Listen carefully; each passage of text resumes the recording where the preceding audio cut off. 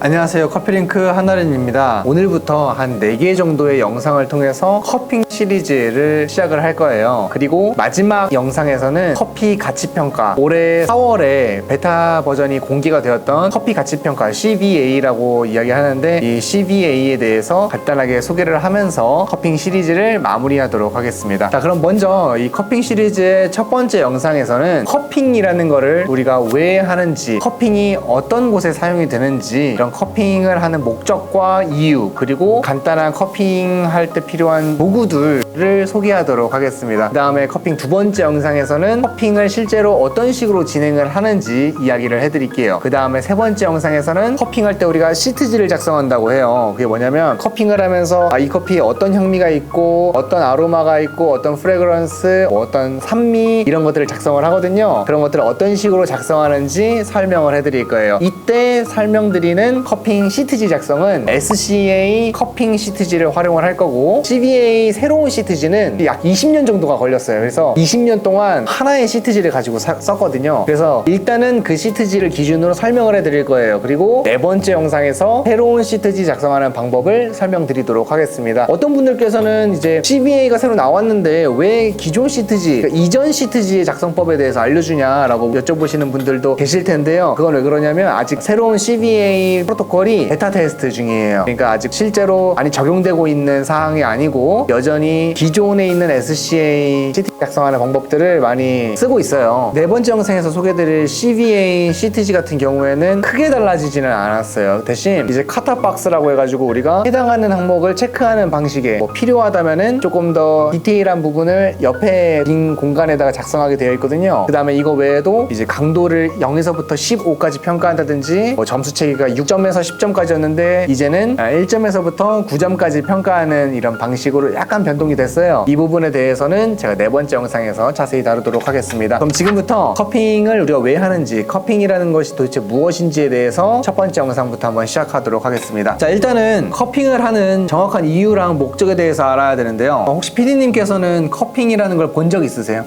한 번도 본 적이 없어요. 네, 제가 오늘 이따가 보여드릴 텐데, 커핑이라는 거는, 컵은 뭔지 알죠? 네. 너무 무시했나요? 커핑이라는 거는 컵이 있고, 그 컵을 통해서 커피를 추출하고 마시는 행위를 커핑이라고 해요. 근데 그러면은 뭐 굳이 커핑이라는 거를 하냐 이러실 수 있는데, 커핑을 하는 이유는 커핑이 이 세상에 존재하는 모든 커피 마시는 방법 중에 가장 단순하기 때문에 그래요. 뭐냐, 우리가 방금 전에도 커피 내려 마셨죠? 커피 내려 마실 때 어땠어요? 준비할 게 조금 있죠. 물도 끓여야 됐지, 필터도 준비해야 되죠, 드리퍼도 있어야 되고, 할 게 많아요. 근데 커핑은 컵, 원두, 물, 스푼, 딱 이것만 했으면 돼요. 굉장히 심플하죠. 그래서 방법은 뭐 이런 거예요. 컵에다가 뭐 대충 원두 갈아가지고 넣고 뜨거운 물을 부어요. 그럼 막 찌꺼기가 올라오겠죠? 찌꺼기를 좀 걷어내요. 그리고선 그냥 마시는 거예요. 심플하잖아요. 그래서 하는 게 커핑이에요. 그럼 왜 굳이 커핑이라는 행동을 하냐? 그렇게 하면은 맛있을 것 같진 않은데 변수가 적어요. 변수가 적다라는 거는 굉장히 중요한 의미를 가지는데, 우리가 에스프레소 같은 경우에는 커피를 추출하는데 한 30초 정도밖에 걸리지 않아요. 길어야 30초죠. 물론 어떤 분은 40초 걸릴 수도 있어. 뭐 20초 걸릴 수도 있겠죠. 하지만 굉장히 짧은 시간이잖아요. 반면 브루잉 같은 경우는 한 3분 정도 되죠. 3분 안에 어떻게 물을 붓느냐에 따라서 커피 맛이 천차만별로 달라져요. 하지만 커핑은 누가 어떤 환경에서 출하를 하든 거의 비슷한 조건으로 커피가 만들어져요. 그렇기 때문에 커피 원두 그 자체의 맛을 온전히 느낄 수 있게 되겠죠. 그러다 보니까 커핑이라는 거는 비교적 적은 변수를 가지고 뭔가 실험을 한다든지, 아니면 공정하고 객관적인 평가를 할 때 많이 쓰이는 게 커핑이에요. 자, 그러면 지금부터 커핑이라는 것이 어떤 곳에 쓰이는지 좀 설명을 해드리도록 할게요. 커핑이 활용되는 가장 대표적인 경우에는 커피 생두, 원재료, 그 친구들의 품질을 평가할 때 많이 쓰여요. 왜 그러냐,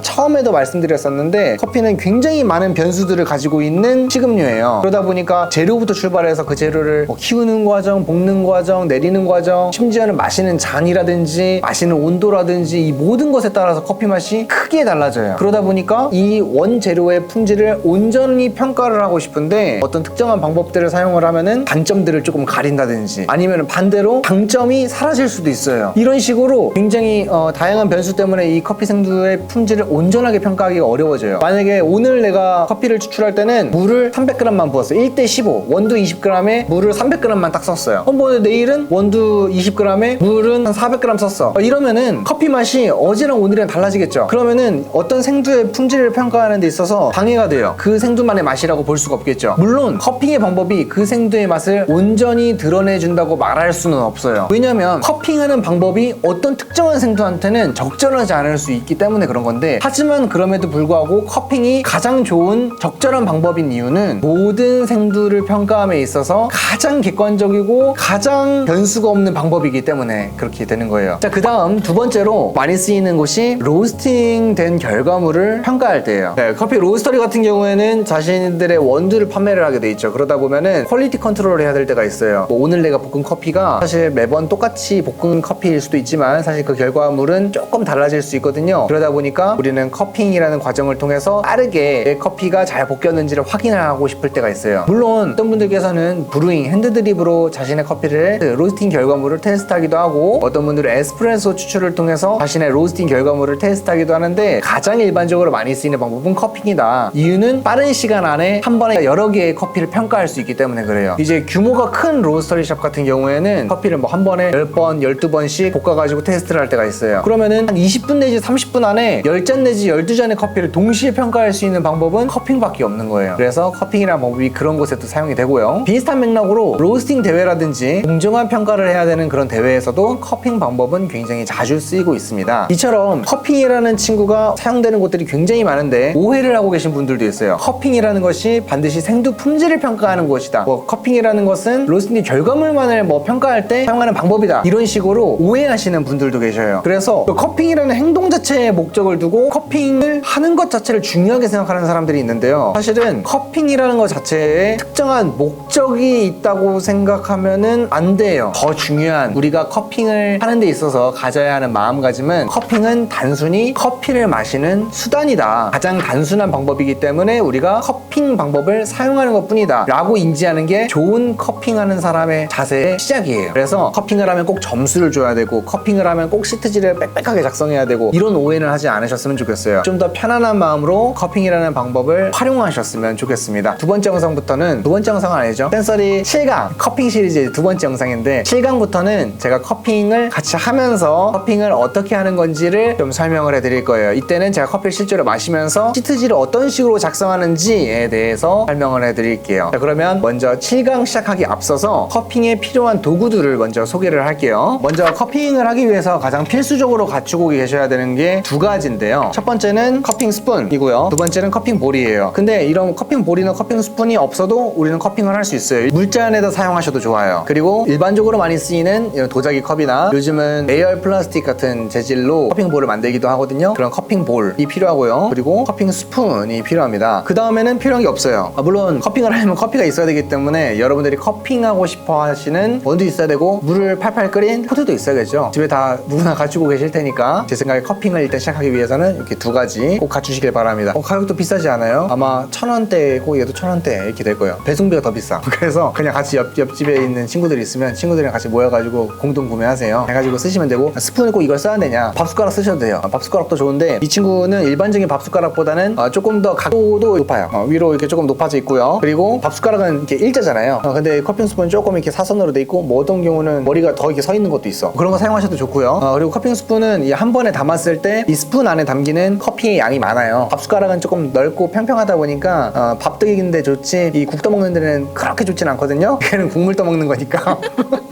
네, 그러니까 이렇게 넓은 커핑 스푼 준비해 주시면 좋겠습니다. 그 다음에 그리고 이 친구는 뭐 우리 커피 공부하는 사람으로서 여기다가 이제 자기 이름 써놓으면 참 좋겠죠. 제가 각인 이렇게 해가지고. 자, 그러면은 제가 다음 영상에서 이제 커핑을 하는 전반적인 과정에 대해서 설명을 해드리고, 시트지에는 어떤 것들을 작성하는지 좀 설명을 해드리도록 하겠습니다. 자, 그러면은 간단하게 이 6강은 여기서 마치도록 하고 7강에서 뵙겠습니다. 감사합니다.